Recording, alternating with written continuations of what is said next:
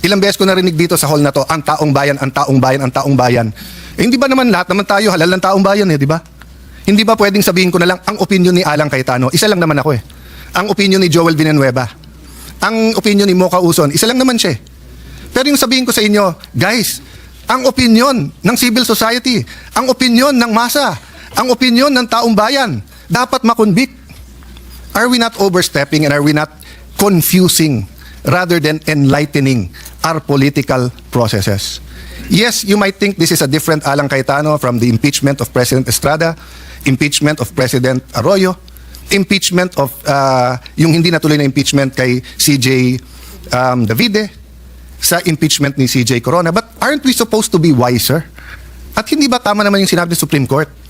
Dapat may impeachment pero hindi dapat gamitin ito ng magkalaban lang sa politika.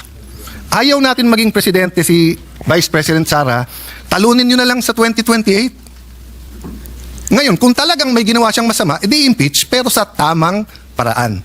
I apologize if I'm emotional on this issue, but hindi tayo makawala Ang daming mas importanteng issue, pero nakapako tayo sa issue na to. Thank you, dear colleagues, and thank you to the Filipino people for the opportunity to share my thoughts on this. So I vote for the motion of Senator Marcoleta.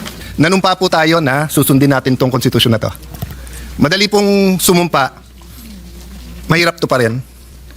Madali pong sumumpa na susundin kung naniniwala tayo sa desisyon. Paano kung hindi tayo naniniwala sa desisyon?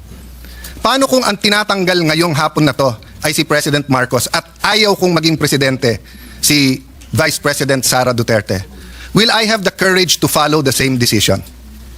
That is the test I applied to myself today. Tinignan ko po ang Supreme Court decision, solid po. Hindi nito inaalis ang kapangyarihan sa House to initiate impeachment. February 6 po, sigurado yan. In fact, before February 6, may Quadcom na, magiging Glorieta na yan soon. Tuloy-tuloy po yan, yung mga investigasyon na yon, kasi ganun ang politika sa Pilipinas. I hope yung sa baha, investigahan din.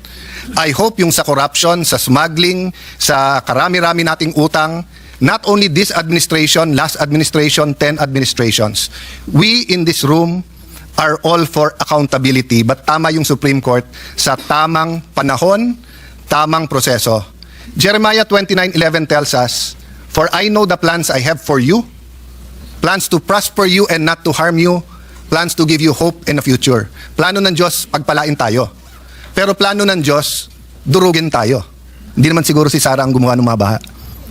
Sana po, kung ano ang cause ng pagkabansot or stunting yung corruption, ganun din, araw-araw talagang wag natin tantanan.